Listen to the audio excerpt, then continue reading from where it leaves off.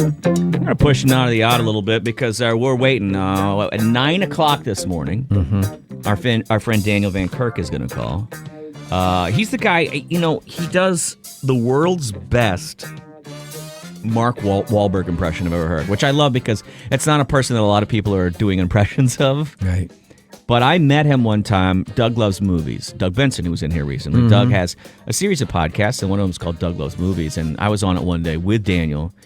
And Daniel was so good at doing this character that I couldn't do the rest of the podcast. Does that make sense? Like, I was so entertained by what he was doing, I would forget that it was on stage in front of people, and I would just watch him. I don't want him to stop when he does it. So it would come to me to answer questions. It's kind of like a game show thing. And I was like, oh, I'm sorry. I'm not prepared. My ADD, I just got lost in watching Van Kirk. And then when you drive home, you're practicing your Mark Wahlberg in your car. You can't do it like he does it, but it's like it seems so simple. Infectious, it right? seems so simple, but you can't. I had it down. I was doing it around the house for like a whole day after the last thing we did with Van Kirk, and I was driving my family crazy with just the same two lines over and over, trying to perfect them. I can't remember the lines. Like, what was... You got it, man. You're the best. Yeah. You got that. So anyway, I'm looking forward to that. He reached out to me yesterday. I wish he was coming into town earlier. I think he's flying in. He is. He's flying straight in and going pretty much straight to stage, because I tried to lean on that too about, well, hey, what about? And he was just like, dudes, I can't. I'm like, that's fine. But next time, you son of a bitch. Yeah. Next time. So we're going to postpone Not of the Odd. I don't think anybody out there. Are you panicked? Do you care? I'm not. We'll do one later in the morning, I guess. We can still have one if you want. I can. You want to do one? I can bring up. Well, I just want to have the line clear for him. I don't really want to. I have waiting. one question to just pose here. Okay. Just a couple. Because TikTok and Instagram have been posting this, and I'm curious, what are y'all's thoughts? But Ron DeSantis, as election season's coming up, people post his shoes and everything looking funny. Right. Is he stilting? Bob? Everybody knows he is. But I need more evidence. I don't know. More evidence? Bob? I don't know. Yes, he wears, it's very clear that he wears lifts. But how tall is he, and how tall is he trying to be? I think he's probably 5'5", and I think he's trying to be 5'7". You're going to judge a man for wearing a fashion heel? I'm more worried about the curled... It's not the heel. It's not a heel, dude. It's a lift inside of the boot, and that's why that thing is curling up, because his forefoot isn't down there, and so it's here, so it's smashing the boot up. Yeah, he's a man who's wearing high heels that are made to look like he's not wearing high heels. Aren't you supposed to stuff a sock in there, a sweat sock in there or something? I don't know. No, I don't that's know the how pants. That's where you stuff that's the sock. pants. Just wear like some Timberlands or something. Or I wish you could zoom in on that. I want to see. Why are people still hating on Ron DeSantis, do you think?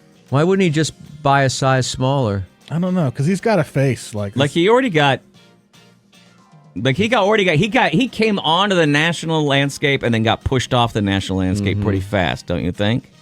He's still there talking. Well, that's true. He is still talking. I just don't know that he's. Stuff. I don't know if anybody running is in much of a position to be a threat. Nah, unless it's Vivek Ramaswamy. God, I know you do that. I can't pronounce that. Me. What is it? Vivek Ramaswamy, your next president. I hope so. You know. I hope someone comes out of the shadows and takes this thing. I don't know who. I think he's. I don't know who's laying in wait to become our president, but I hope maybe it's Chip from Chip and JoJo. Maybe. I think Vivek comes out, proves Matt wrong, fixes the entire American system. You're not going to get under my skin today, man. Fixes the entire American system. Okay, well, you might want to fix his haircut first. Thank you, Vivek. You didn't even say his name right. You said Vivek. Vivek. You can't even get his name right. That's what we call them, the Ramaswamy heads. Is that what you? The Ramaswamyans. Yeah. Ooh, I like Ramaswamyans. It does have a nice ring to it. They live in Ramaswamyville. Mm-hmm. The mayor of Ramaswamyville. No one's going to save us. Whoever gets elected, somebody's got to save us. Same.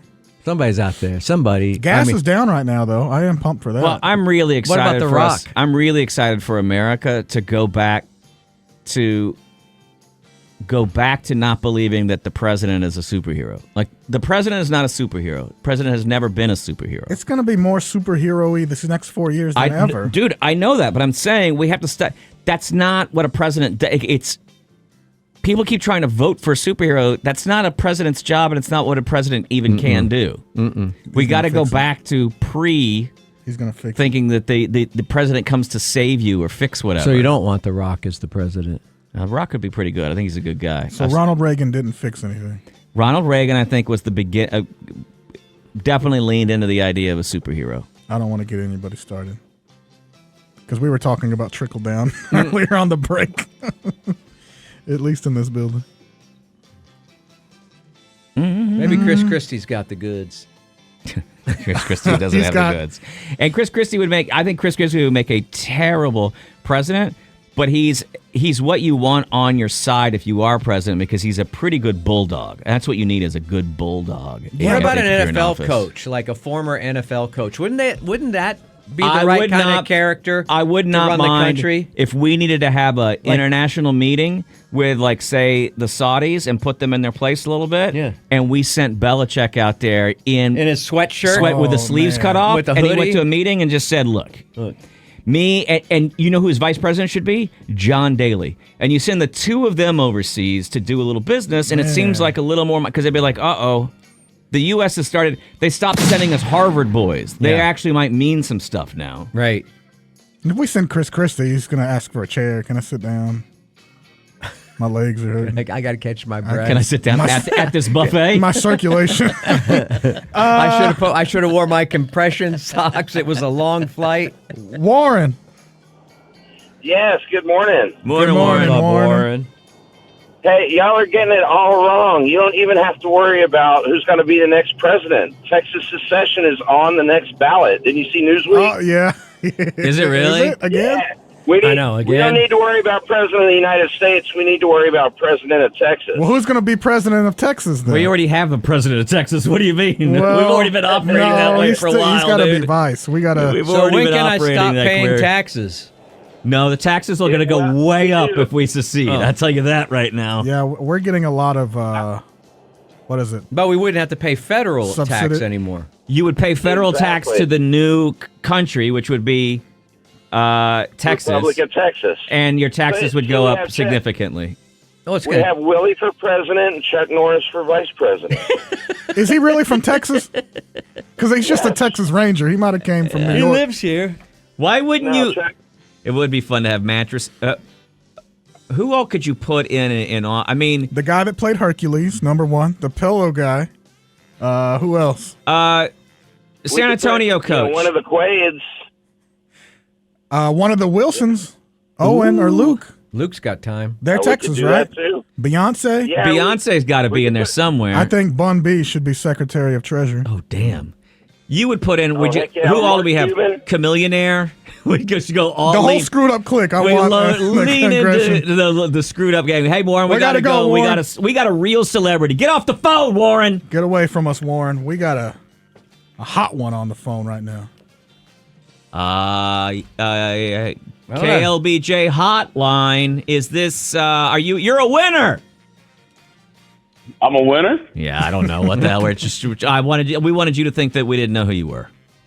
Well, that was obvious when you said I was a winner. All right. Good morning, DVK, Daniel Van Kirk. How are morning. you? I'm great, buddy. How about you? We're good, man. Hey, man, you're on live with Matt and Bob. You're on And the live pickle. with Johnson and Floor Wax in Where the mornings. are you in LA right now? I am. Oh God, that sucks. 7 a.m. Is this a little early for you? No, that's all right. Okay. I'm good. Thanks for calling in. You're going to be at Cap City Thursday night. We're just going to miss you, Thursday man. night? Well, we'll catch your Hey, show, Bob, but I I mean, know. we're going to. If you'd come in a day earlier, you could have popped in and caught our show. Well, I swear on Rochelle. I swear on Rochelle, Illinois, I would have come in. if Oh I'd man, because we're your opening act over at Cap City. We're Wednesday night. You're Thursday night. I don't know who's playing the Yeah. after party, but No, that's a heck of an intermission too. Yeah. It really is. For everybody who sticks around, we appreciate it. Yeah. Dan Van Kirk, so a lot of you will remember, if you came to our podcast during Moon Tower, he was an incredible guest there. He's been on our show multiple times, and he will forever be known as the last guest we had before COVID began, and we stopped having guests for like 2.5 years. He got to be the final guest. He ruined not only that, but he was the last guest that they had at the old. He caused the old Cap City to shutter. It was him he's the one that did it. It was the last act there. Yeah. What have you been up to, Daniel? Oh, in those 3.5 years or whatever, not much. No, I even just mean just like in the last month. Your Instagram has been great as of late. I really enjoyed you touring around and then letting us know about where you're going to be in very, very funny ways. You've been doing it. Well, yeah, you gotta cheat that algorithm, buddy. You gotta make them think you're putting out that content when really we're just hoping people come hang out with us all the time, whether it's on radio or podcast or in person. So. Things have been good. I shot my special in Chicago. That was great. Where in Chicago? What theater or whatever? I shot it at the Lincoln Lodge. Did 2 shows on the 11th of November. How was it? How did it feel for you? Oh, it was wonderful. That's great. It was wonderful. The night before, I actually did 2 shows in my hometown of Rochelle, Illinois. And there's nothing better than going up in front of 200 people you went to high school with who think that you're not better than them. And that was enjoyable. Did that turn out to be a bad idea to do the homecoming shows right before you were taping? No, it was actually great. There was 2 really fun moments. One was I was making jokes about the flea market I grew up going to in Wisconsin. And at the end of one of the jokes, before I got to the punchline, one of my cousins finished it for me because they knew what I was talking about. So that was fun, telling your family to not finish your jokes. And then in the second show, I realized I didn't make this up. The whole right side of the audience never laughed. And then I get done and I realized it was a whole bunch of people I graduated with who then proceeded to tell me how much they loved the show. And I thought, well, if that's not small town America right there, we really like what you're doing, but we are not going to show you that. What was high school like for you, man? Yeah, it was I was a horrible student. I barely graduated. But I had a good time. I mean, I blew out my knee in high school, so I didn't get to keep doing sports, and that's when I started doing theater. And I've just been cursed with this need for validation from strangers ever since. Yeah. But it was it was good. We grew up working in cornfields and cutting squares. I don't know, in Days Confused, when they're driving around cutting squares, I don't know if a lot of the country realizes that was a real thing. Like, people just drove around Friday and Saturday nights before cell phones and I think people do realize. I mean, especially stuff because even in small town Texas, still to this day, that goes on. I mean, most towns are developed. You have a Sonic at one end of the strip, and you have a Dairy Queen at the other one. Every Saturday night was every Friday and Saturday night was up and down Guadalupe, and then there was North Cross Mall. People would circle that in both directions, that circular driveway, and just cruise around in different directions. That was it. My high school, there was a Randall's parking lot, and in that parking lot there was a Wendy's and a Little Caesars. And then there were fistfights there every weekend. People went there to crush a couple of tallies and then punch each other. I'm not sure why that's what we decided the fun would be, but that's what it was. I hated it. I rarely went because I was so afraid of fighting. I hated fighting. Wait, you had, it was expected that if you were doing that, you were going to fight? No, but there was. I mean, look, I grew up kind of, that high school was kind of on the edge of the sticks. And I was like a new wave kid, eyeliner and Depeche Mode, so it didn't exactly fit in. Right. So there was a lot of hey queer, and then I'm probably like you. That was his dad. It was my dad yelling at me, and I was so excited. I was like, oh my God, I haven't seen you in a long time. And but there was I also had a loud mouth. You know what I mean? I had a smart ass mouth. So the thing is my mouth wrote a lot of uncashable checks, unfortunately, over the years. Well, you had that angst. That's what you had going for you, and against you was that angst. Do you know? Also, just combination Little Caesars, Wendy's. That literally, if you were doing a game show and they were like, Little Caesars and a Wendy's, you would go fist fighting. Well, Like, that is it really is. I think it's one of the things that prepared me to do stand-up is because somebody would say something, I would smart back, that would get laughs, and then the laughs would anger that other person, and then they would punch me in the face. But that's not that different than a comedy club where you're getting laughs. There's a guy there with his date. He's married. You're getting laughs, and so he heckles you. It really is the same system I've been in for my life. But you were you were a jock that then went into theater. So were you able to keep all your jock friends too? Did you have a smooth transition? Yeah, it was fine in that way. I mean, I think it helped. Not a lot of guys who were offensive tackle were also out there doing like anti-mame on the weekend. So I was going to ask. Not a joke. You did anti-mame? Did you do? Oh yeah, dude. You guys didn't have time for the Fantastics while you were there? We didn't have that budget. You kidding me? We're doing old Lucille Ball movies. That's so great.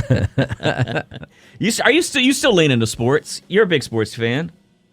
Oh yeah, I love it. I love it. I mean, it's Chicago, so it's not. I've had a very few peaks and a lot of lows. My life being a Chicago sports fan. It is tough, isn't it? Yeah, I mean, we had a good time. I mean, 4 championships from 2010 to 2016 between the Blackhawks and the Cubs, but that and the Bulls. So there's 2 short, 6-year chapters in my life. I mean, I guess 8 with the Bulls, but spread a weird baseball relegated suspension in between the Bulls championships. But yeah, I'm big sports, man. Big sports. Did you make it to college? Did you make it to college? Oh, of course, dude. I went to the theater conservatory at Roosevelt University. Yeah, in Chicago. My son went to Columbia College, Chicago. Exactly. It's very close to Roosevelt.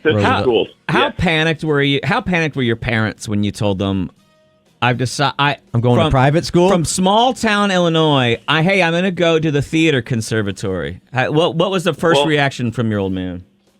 First of all, you make me feel so well adjusted that you think I had 2 parents. Okay, my apologies. Well, finally, I'm like, how did he end up in comedy? He had jock friends, he had theater friends, everything's working for him. How the hell did he end up in this lonely business? Now we know what it is. Okay, when you talked to your foster parents, how did they feel about you going? I don't even know what a conservatory means. What does that mean? That it's like a small group of kids. You have every single class together. You barely take any prerequisites. I think I had to take one math. So you go straight into your major. Yeah. And oh my gosh, you want to talk about going from a small farm town, 9,000 people.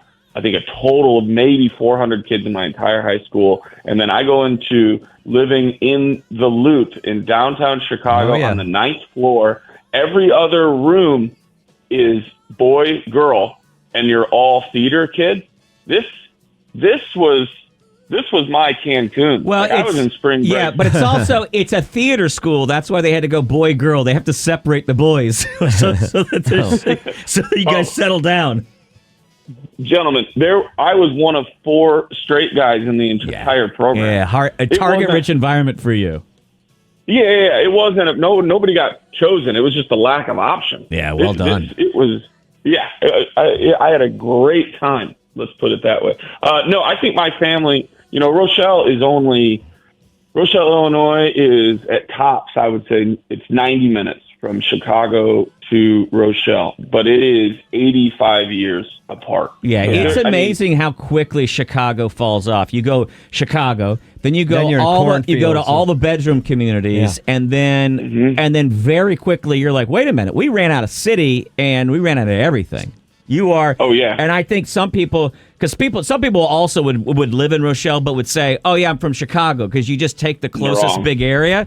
But you could tell in a hurry that they're not. It is. I guarantee, hanging out with you guys after shows we've done together, whether it was guesting on other people's podcasts or you guys being so gracious to let me join you on stage, you probably heard me say it. When people say, where are you from? I go, same thing every time. I go, I'm from a small farm town in northern Illinois called Rochelle. Because it is not, if you go an hour north of Chicago or an hour south, you are you're still definitely in the suburbs, pretty close to the city. You go west, you go about 45 miles, and it gets as flat as a ping pong table. It's just and done. The best soil you've ever had in your life, for crops, but there's nothing else. But I think it's important for people who grow up, because the one thing is that I've noticed about you, and I think one of the things that informs your success, especially with something like Dumb People Town, okay, the podcast that you do with the Sklar's, there are a lot of people who've never spent time in small towns, and they look down on small towns. They don't look introspectively on what a small town's all about. Wait a minute, you just did the whole lyric set to Is that a Mellencamp small song? Town. I was born in a small town. I'm going to die in a small town. I'm so small town. Do you remember that day you were sitting there and Jackie had her hands between your knees? Outside the Tasty Freeze? Yeah, exactly. Yeah. You remember that, don't you? But I mean, like, you still have a little bit of, you're able to look with some respect on your small town. I love it. We've got 2 stoplights and 6 churches and 17 fancy. bars and one high school football team. I think to me it's wonderful. There's nowhere else I'd rather be from. The amount of times I've sang My Town by Montgomery Gentry, R.I.P., at a karaoke bar in the middle of nowhere. But the funny thing is, you're singing that to like everybody who's just singing along with you. It's really the people in the cities where they got to go, wait, what do you mean they closed the mill and that's Jenny with a baby in each arm? Like, I'm like, that's Jenny, my cousin, and nobody works at the mill anymore. What is there to explain here? Why am I having to break this down? It's the simplest lyrics. They mean what they say. Yeah. No, I love it. I think you guys are comedians too, right? And I think that to me, the best form of comedy is trying to figure out, why does that person do that? When I see somebody do something crazy driving, there is a part of me that wants to like run them off the road and hope they die alone. But there's another part of me that wants to, if I really could, go, what made you think that going from the left turn lane and taking a right in front of 2 lanes of traffic, like what level of trust do you have in your life that you thought that was going to work out? And I think that being from a small town, since you know everybody, you are always either wondering why someone did that, and you can actually ask them, or everyone in town knows why that dude, cries in the diner every single day. You know why Carl goes from one lane to the other. He doesn't cut across lanes. There's just one lane, but everybody knows why. Because Carl's been drinking since he was 11 years old. You know Carl's car, and everybody knows to stay 2 car lengths behind. It's your fault if you get hit. Yeah. He showed up drunk to 2-a-days in 1996. He got heat stroke. Nobody paid attention to him. He tried to join the football team 5 years in a row up till the age he was 22, and he's just been like that ever since. I also just love the term. Like 2-a-days is a good term that you throw out, and people either know exactly what you mean, and they know what it feels like, and they know what it is, or they're like, what is that? And you have zero concept. There's not like somebody has a kind of concept of 2-a-days. Right. The most annoying person in the world is like, there's only one day in a day. And you're like, you know what? We do not need to be at the same bar ever again. There's only one day. Hey, man, are you excited? There's a new Wahlberg movie out this week. Are you kidding me? You got fresh material. I figured that's why you're on the road, that you contractually have to promote his films. Oh my gosh, dude. I don't even know anything about it. Look, I saw a billboard and he's standing there with bloody knuckles and a reverse Zach Galifianakis, like a back baby Bjorn backpack or something. It's called the Family Plan, I think. I think it's like a Spy Kids thing or something. I think he's got. It has to be. It's like he got an alter ego. He works for the CIA. I don't know, but the bloody knuckles shot, that's for every movie, isn't it? Yes. He just did one photo shoot to cover all his films. I had to do that. I'm obligated. I'm obligated for it. It's always just like somebody, they have to pitch Mark movies, and then he just looks at everybody in the boardroom and goes, okay, but what if he's a spy who can fight everybody? And they're like, all right, Mark, whatever. We were talking before we were talking about it before you called, how you ruin Bob and I's relationship every time we hang out with you, because for 2 weeks afterwards, whether we want to or not, we both try to do the Wahlberg I drive my voice to family each crazy. other. I drive my family crazy. For 2 days, I'm like trying to do it. My kids are just like, please stop hanging out with that guy. What? Why would you want me to stop hanging out with him? He's awesome. He's awesome. Okay. First of all, that was a very good high pitch, Eric. Thank you. That was an excellent high pitch, Eric. Thank you. Deep cut for people who know good radio. Yeah. But it's whisper, anger, and then just more confidence than any of us have ever had at any point in our life. Anger, confidence. Okay. Give us one. Yeah. One whisper, anger, confidence. Yeah, we can practice today. Yeah. Okay. All right, ready? What are you doing today? I'll tell you what you're not going to do. You're not going to eat bread, and you are going to do cardio. I missed the whisper part. It needs to be a It little starts whispery. a little down there. Starts a little down. Oh, it's a little down here. It's a little down here. It's all down here. I'll tell you what I'm good at. It's a little down here. Yeah. It's Do you think just a real, like... Does he pray half as much as he... every morning, I wake up, he's on my Instagram because I follow him, and he's walking out of his personal chapel on his property where he go. How convenient to go to church at your own house. I'd go to church every morning if I had one in my compound. Of course. I think that Mark Wahlberg, and I say this as, I'm a fan. There's so many movies of his that I love. Him and I crossed each other, like literally walked past each other in downtown LA once, and I was not going to say a single word.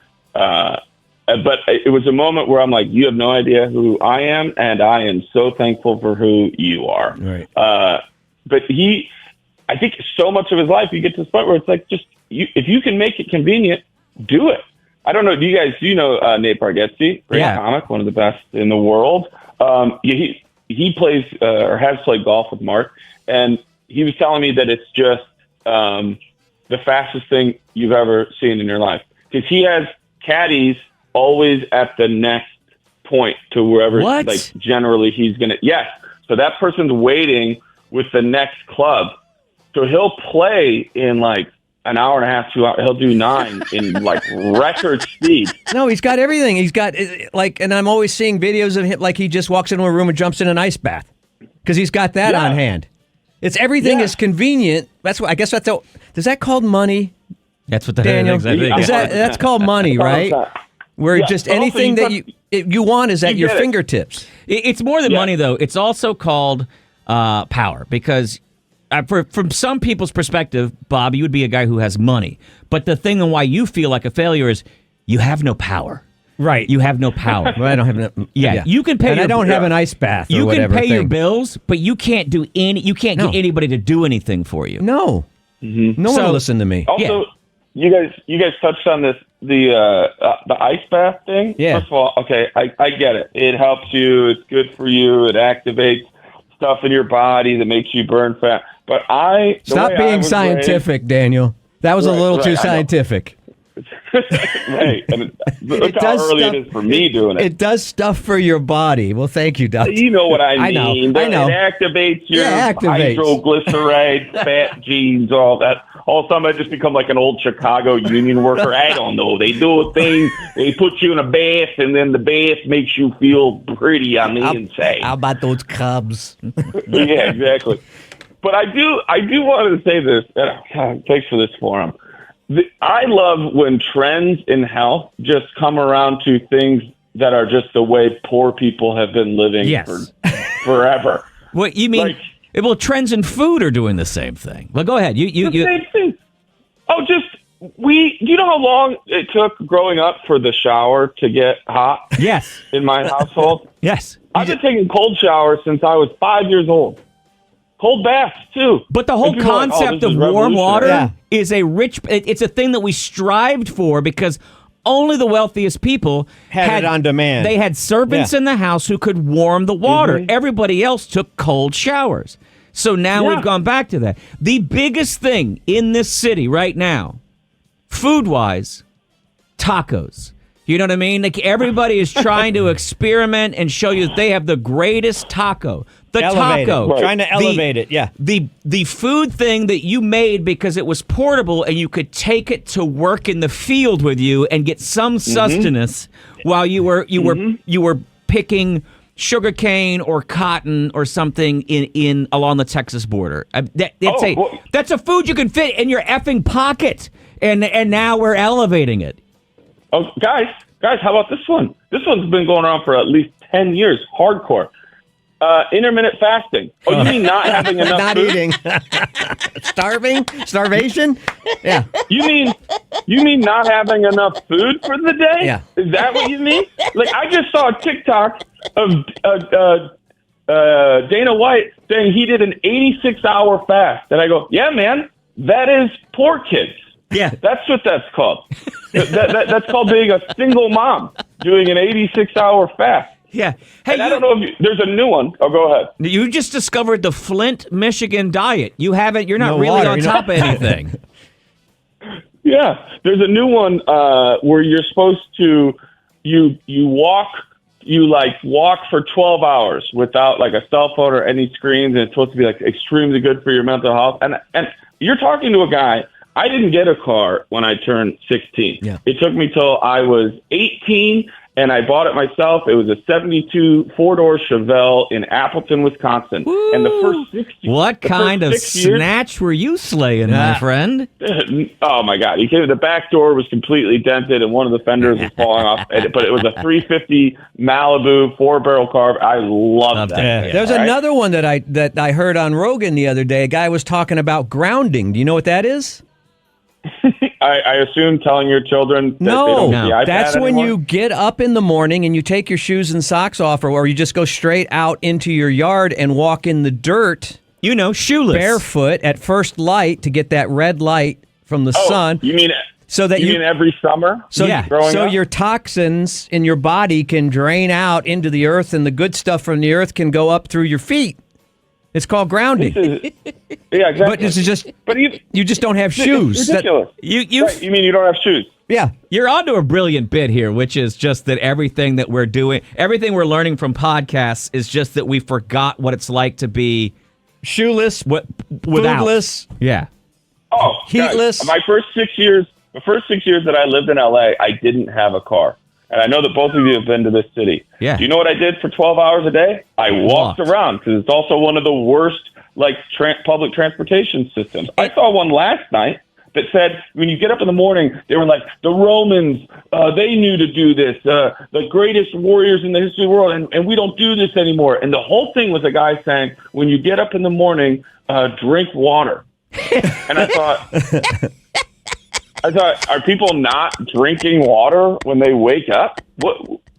We are, the three of us are one incredibly dumb idea away from being millionaires. I know. We just can't figure it out. It's timing. We've been trying to be smart. That's the problem. We need to go backward and be super simple and then make a podcast. If you had called your cold showers when you were a kid Cairo or Cryo or whatever it is, you'd be a billionaire. Well, there was crying. A lot of crying. That's a good place for crying is in the shower, yeah. Yeah. Oh, okay. Yeah.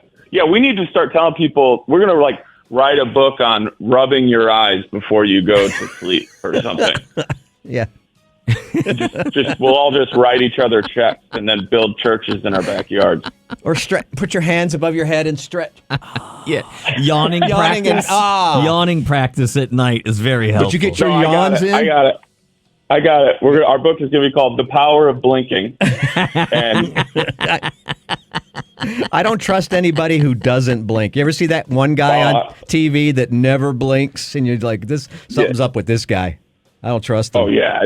Yeah, anybody who doesn't blink, I don't know why your eyes are that The moist. problem is, blinking is where the word is. You have to create a new so you have to call it Viso-wedding or something like that. You have to rename a simple because walking shoeless is now called grounding as opposed to being barefoot, which is what we used to call it. Now it's called grounding. So, Viso-wedding, ocular aperture. Yeah. Something like that. Because like, isn't aperture like the little thing that snaps when you take a picture? Yeah. So that's the shutter. Ocular. The aperture is the. Yeah, well, I don't want to get shutter, technical. shutter. Yeah, the shutter. There you go. I never said I was smart. I never said I was. Don't smart. worry, we've never said that either. But about you. but you're damn funny, dude. Yeah. And everybody needs to go see you Thursday night at Cap City Comedy Club. Tickets 8 o'clock. available, capcitycomedy.com. Yeah, where do we send everybody these days, Daniel? Is Instagram your preferred place? Should they just head to your website? Where do you want to send them? Yeah, I tend to forget to do TikTok, but pretty much anything I put up on Instagram, I put up there. There are also links, if you want to, anybody listening, wants to tell their estranged father or their alcoholic aunt, I'm also on Facebook, so those two people can find me there. But yeah, Instagram's probably I have a lot of fun on that, I think. Who knows, man? I've enjoyed it. We're all on Threads, right? Everybody's doing Threads nonstop. Can't stop it. DanielVanKirk.com. If you head out there, you can find out about all of the podcasts he's involved in. You can find sexy pictures of him that you can print out, and then you can actually mount them to the ceiling so they're above your bed when you wake up. You can see them. That's what I do. Yeah. You've been doing Pen Pals with Rory Scoble, who is one of my favorites, and it's fantastic. Dumb People Talent you do with the Sklar's. There's so many good things you're involved in, and you'll be at Cap City Comedy tomorrow night, and people should go check it out. All right? Thank you, man. Thursday. Thanks, guys. We love you, man. Yeah. You can call us anytime. You know that. You've got a open door policy where you're concerned, my man. Thank you. Same for you too. You ever get out west, let me know. I'd love to have any of you, all of you, on one of the pods, and also just for anything else, just get together. Man. You should see what they're doing with tacos out here. Can't wait to go to LA wait to go to LA and walk everywhere with you. It sounds fantastic. We'll see you Thursday night. I'm going to definitely go to the show, man. All right. Thanks, guys. Absolutely. Daniel Van Kirk. We are back.